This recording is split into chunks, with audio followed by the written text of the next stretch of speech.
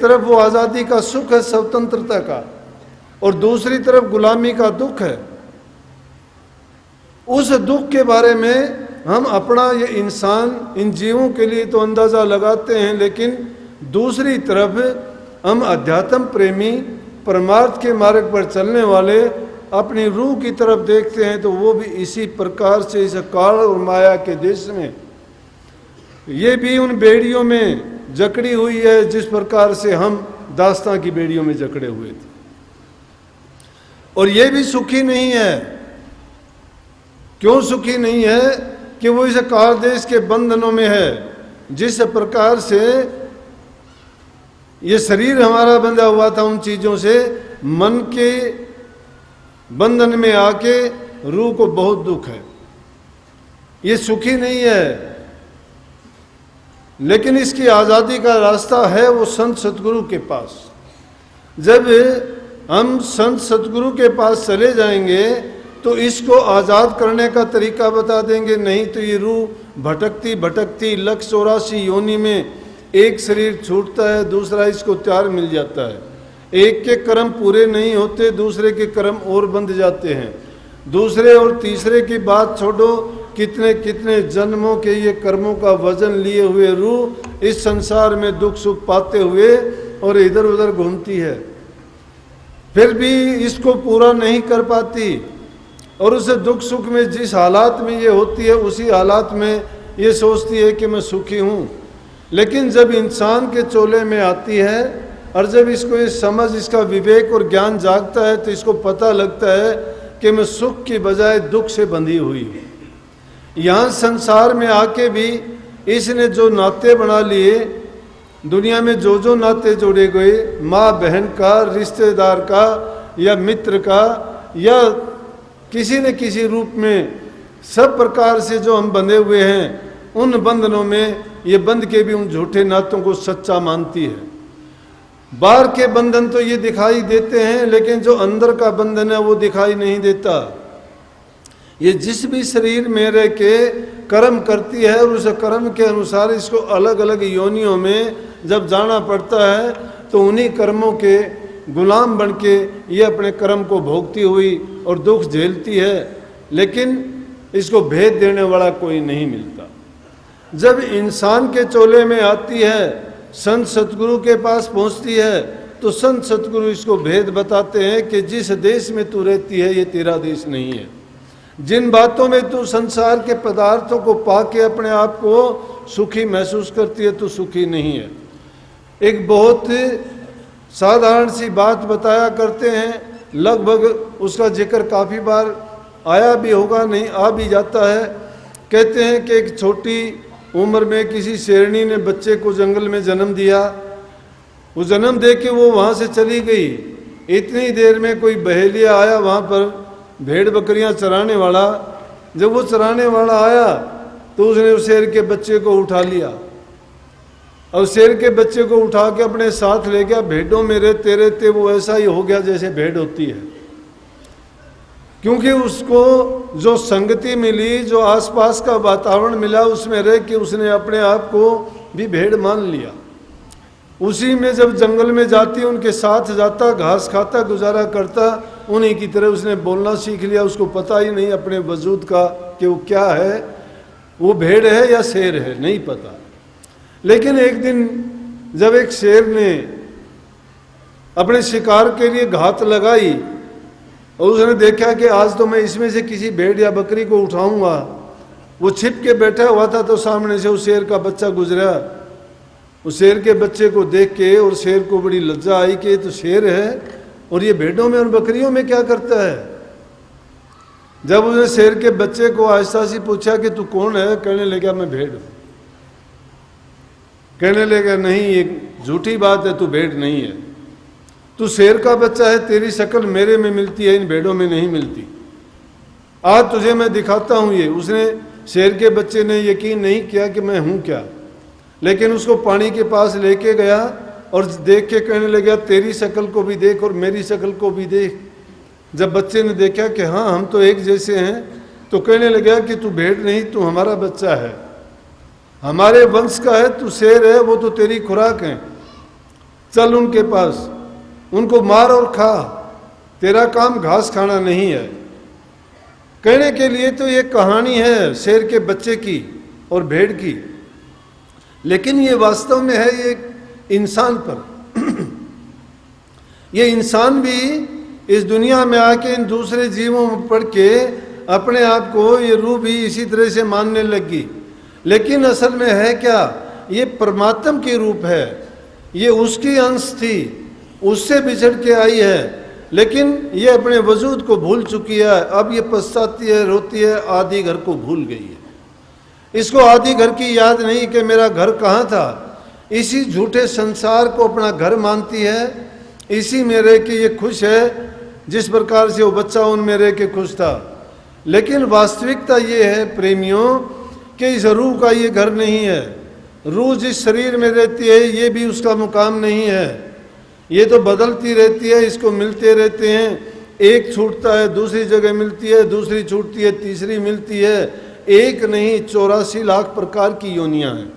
ये जैसा जैसा कर्म करती जाती है वैसी वैसी इसको योनि मिल जाती हैं, लेकिन किसी भी योनि में ये जाती है उसमें इसको ये दर्शाने वाला कोई नहीं मिलता उस शेर की तरह से कि तू परमात्मा की अंश है, इसलिए यहाँ तेरा कोई काम नहीं।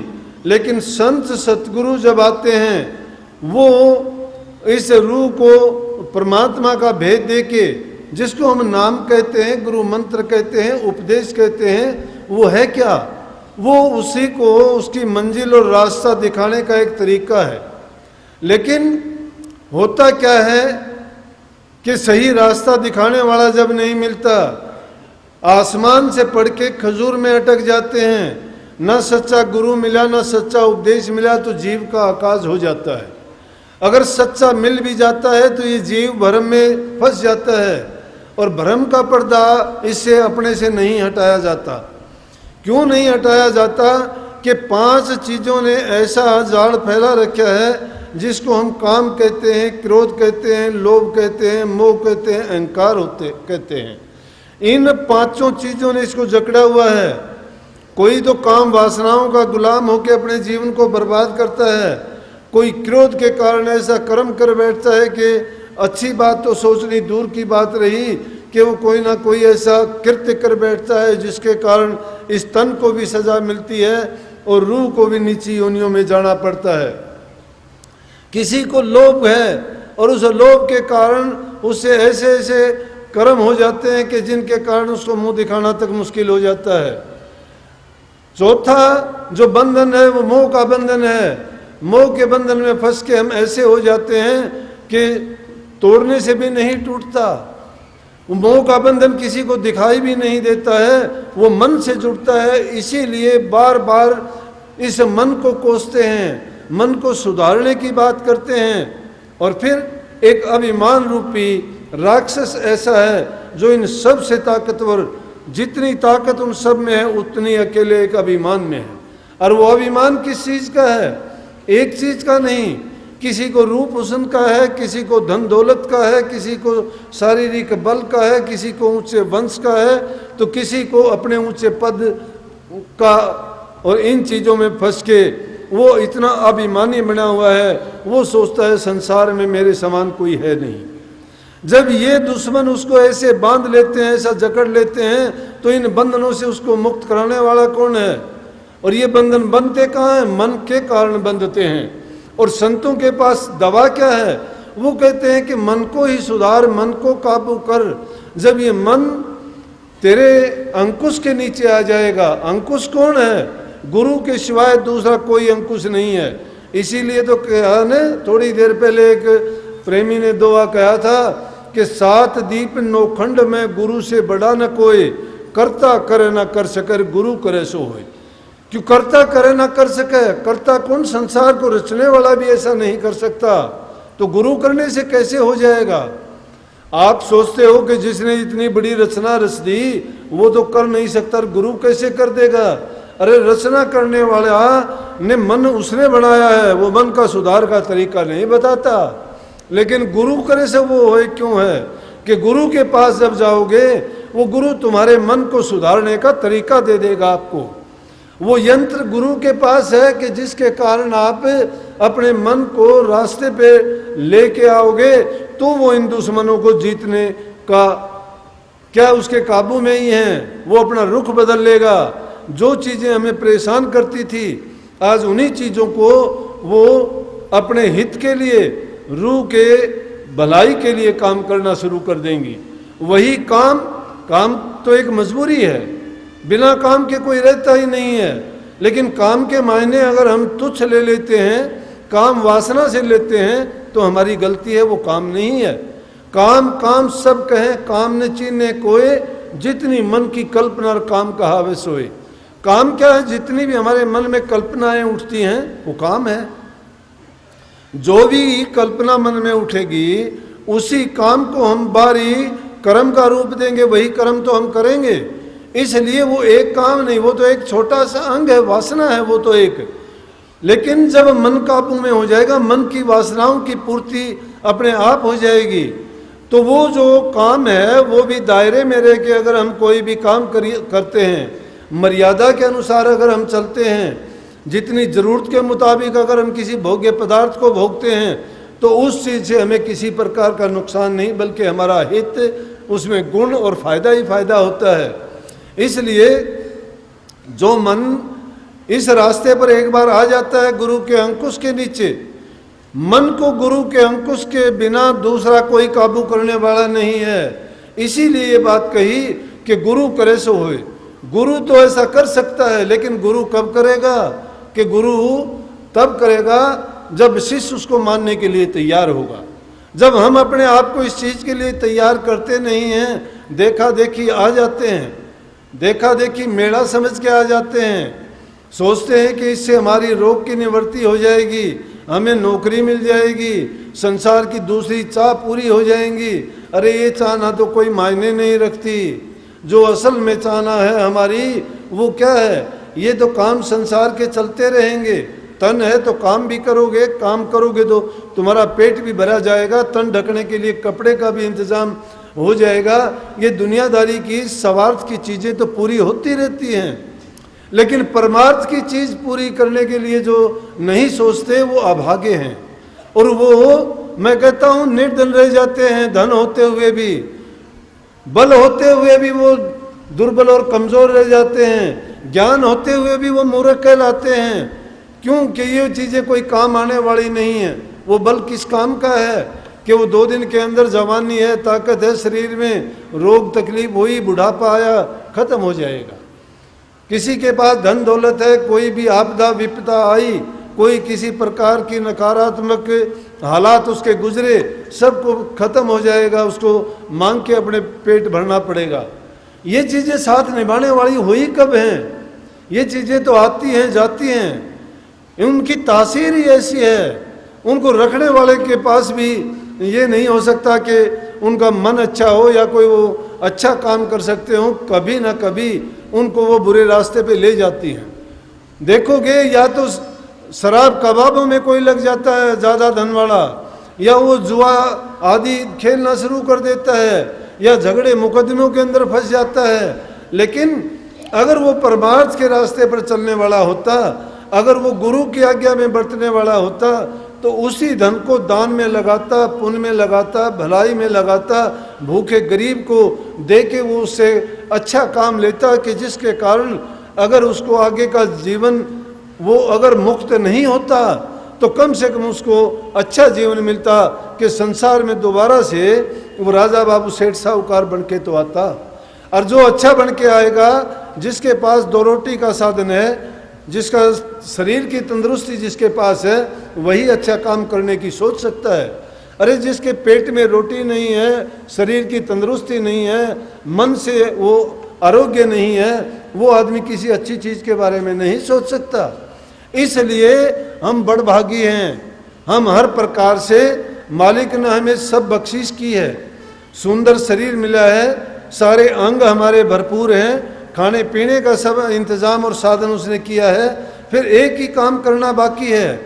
दुनियादारी में भी हमने जी के रह के देख लिया है, कोई किसी का यहाँ हितकारी नहीं है। अगर है तो एक ही हितकारी है, हमारा गुरु, और नाते तो सब झूठे हैं।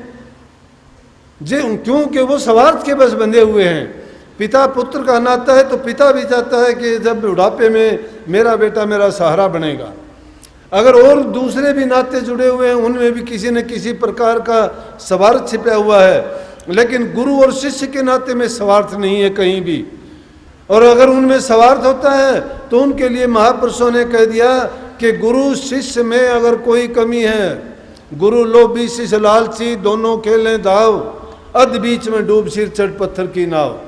अगर वो इस पत्थर जैसी नाव पे चढ़ जाते हैं, वो कौन सी है कि गुरु तो लोभ करता है और शिष्य लालची है, दोनों की उनकी लड़ाई हो जाती है। गुरु शिष्य का नाता नहीं रहता। गुरु शिष्य का नाता तो विचारों का आदान प्रदान का है, रूह के कल्याण के लिए है, वो सुधार के लिए है, ज्ञान विवेक को जगाने के लिए है, भक्ति के मार्ग में उन्नति करने के लिए है, नाम की कमाई और अपने आत्म शुद्धि के लिए है। और आत्म शुद्धि किससे होगी? प्रभु के नाम से होगी, उसके सुमरण से होगी, उसके जप करने से होगी, संयम रखने से होगी, तब जाके कहीं हमारा कल्याण का रास्ता खुलता है। लेकिन गुरु वचन को मानते ही नहीं हैं। गुरु जो कहता है उस पर हमारा विश्वास नहीं आता है। गुरु आज्ञा को कोई मानता नहीं, गुरु को दोष लगाता है। गुरु का दोष नहीं है, दोष तो उस इंसान का है कि जो गुरु के वचन की पालना नहीं करता। अब गुरु क्या करता है? गुरु शिष्य को देखता है कि कौन शिष्य खरा उतरता है कि नहीं उतरता। गुरु हर प्रकार से उसको भरपूर कर देता है, लेकिन फिर भी शिष्य का जब लालच बढ़ जाता है तो वो डूब जाता है। वो फिर गुरु की कसौटी पर नहीं खरा उतरता। खरी कसौटी गुरु की झूठा टिके न कोई, गुरु कसौटी जो से कोई मरजीवा हुए। कोई जो मरजीवा होगा, मरजीवा किसको कहते हैं? जो जीवित मर जाता है। जीवित कौन मरता है? कि शरीर होता है, दिखाई देता है, हंसता है, लेकिन अंदर से रोता है। जीने की जिसकी चाहना नहीं होती, कल्पनाओं की संसार में नहीं जीता, वो चाहता है, उसकी मालिक से वृत्ति लगी रहती है, दुनियादारी के दिखावे के काम जरूर करता है, लेकिन अंदर में उसको कोई चाह नहीं है इस दुनिया से। वो जीवित मरने वाला है और वो ही गुरु की कसौटी पर खरा उतरता है। निजामुद्दीन औलिया की बात सुनी होगी आपने। निजामुद्दीन औलिया एक बहुत बड़ा पीर हुआ है अपने समय में, लेकिन उस टाइम में उन्होंने देखा कि जब उनकी बड़ी उम्र हुई, काफ़ी उनके शिष्य हो गए, और ये दुनियादारी की रीत है तो उनमें होड़ लगी हुई कि वो उससे अच्छा दिखाने की कोशिश करते, बनने की कोशिश नहीं करते। बनने और दिखाने में है। जो अच्छा बनने की कोशिश करे तो वो त्याग करे, तप करे, गुरु की कसौटी पर खरा उतरे, गुरु की आज्ञा, गुरु के वचन की पालना करे, वो बनता है, करता है। लेकिन जो दिखाने की कोशिश करता है वो बनता नहीं है। वो बाहरी रूप से तो दिखाने का प्रयास करता है, लेकिन अंदर से उसकी भावना वो नहीं होती। जब इंसान की अंदर से भावना नहीं होती है, बाहर दिखावा उसका कभी न कभी उजागर हो जाता है वो। लेकिन जो सच्चा होता है, गुरु का शिष्य होता है, तो गुरु उसको पहचान लेता है।